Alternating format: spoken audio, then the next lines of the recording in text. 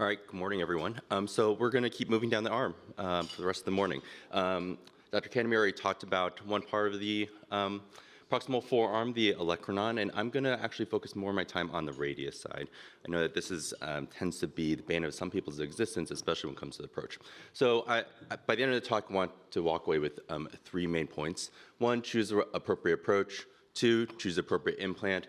And 3, recognize underlying injury patterns. You do not want to be surprised, and you don't want to see this patient in follow-up having failed what you spent so hard and long doing. Okay, so in terms of surgical approach to the radius, we know that there are 2, okay?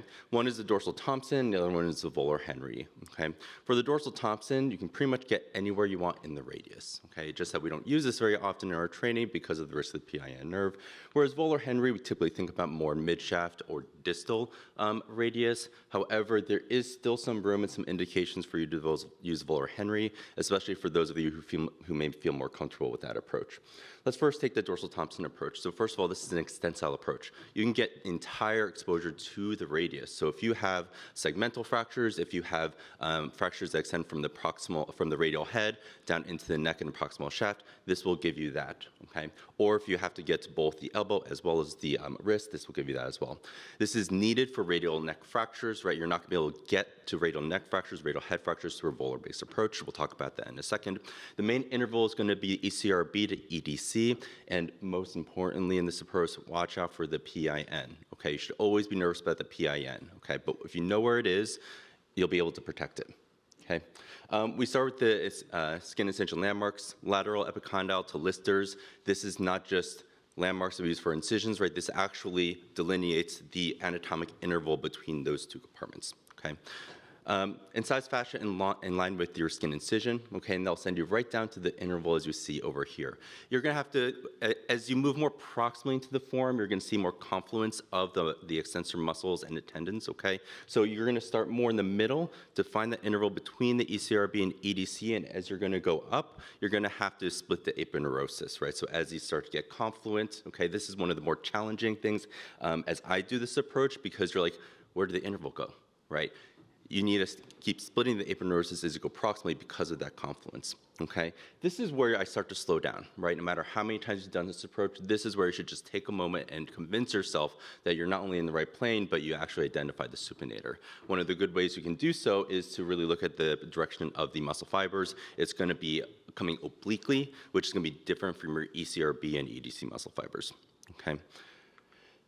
Once you do that, then comes the fun part, right? You're gonna have to identify the PIN. So for me, I'm coming more anterior, okay, and I'm looking for the fat pad, right? I'm just looking for any sort of fat in there, because that's gonna tell me where the nerve is, okay? If you need extra confirmation, you're not as comfortable at this part in terms of looking for a nerve or dissecting a nerve, you can also use a nerve stimulator that'll give you some clues as to where the nerve is hiding, okay?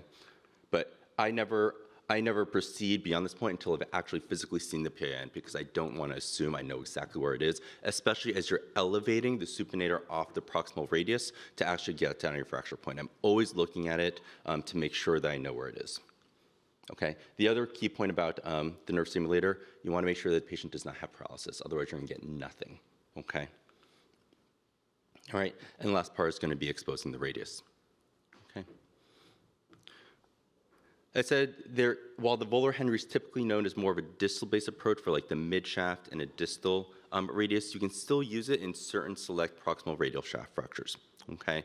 You are limited by the radial tuberosity, both because of the neurovascular structures you see here. You're gonna encounter the supinator as you come up more proximally, and hiding within that is, again, the PIN. Okay, so you have to be mindful of that. You're also gonna be tethered by a leech of Henry. So these are the radial recurrent vessels that are coming off that are also gonna be blocking your view.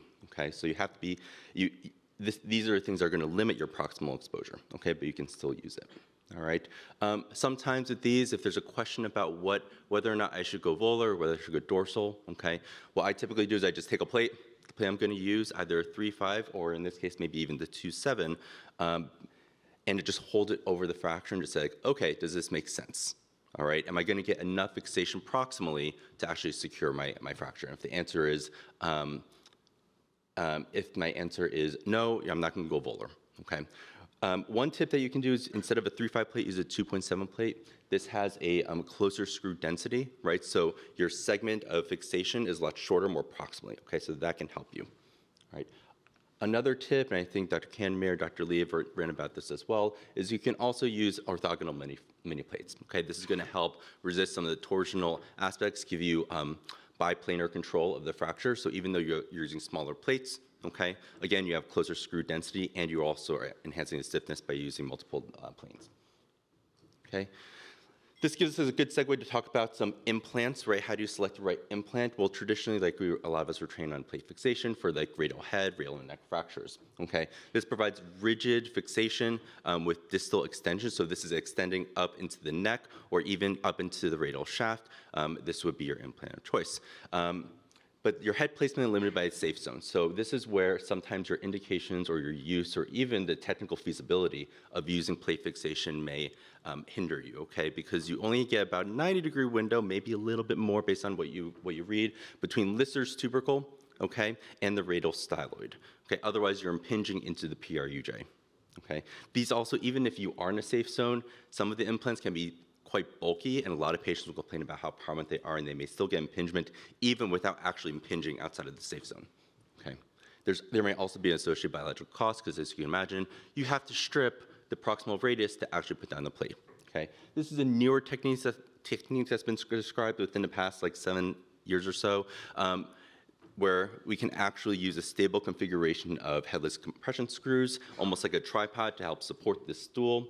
Okay, this is good for like head fractures and more proximal neck fractures. We're talking at the base of the radial head. Probably not good as you get closer and closer to the radial tuberosity just because of the amount of real estate that you actually have, okay?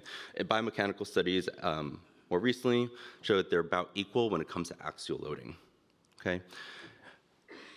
So now we have to talk about some injury patterns. So they're radial fractures, and their radius fractures, okay? There are some that you can just treat non-operatively, which is a great majority of them, but there are some that you have to keep your eyes open for. So one of the things you have to look out for is angulation, okay? This is a patient who didn't have an acute fracture, but came in with some instability.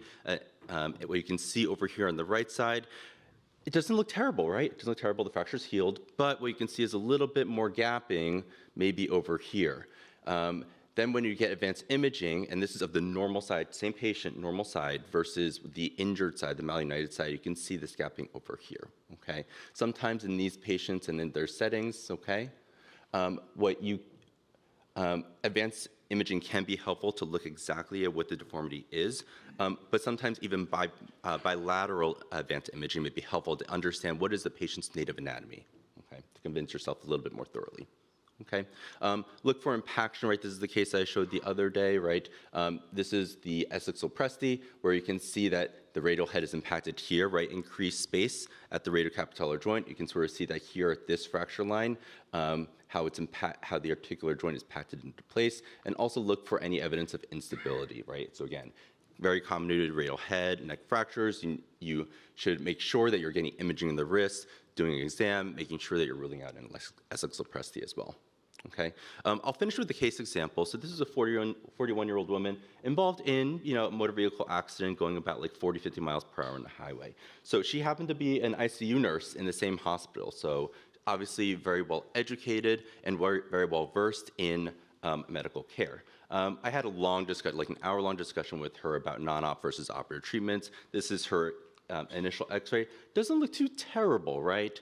So I got a CT scan. There's a little bit more articular displacement, but even then, it's like 2 millimeters, right? In certain patients, I would say like, no, absolutely, you're going to ruin this. But for her, she wishes for a quicker recovery. She understands the substantial risk to PIN in this approach, as well as stiffness with surgery, okay? And again, we discussed non-op and operative treatments in great detail. No wrist pain, no wrist swelling, not concerned about anything distally, and the radial nerve is intact, okay?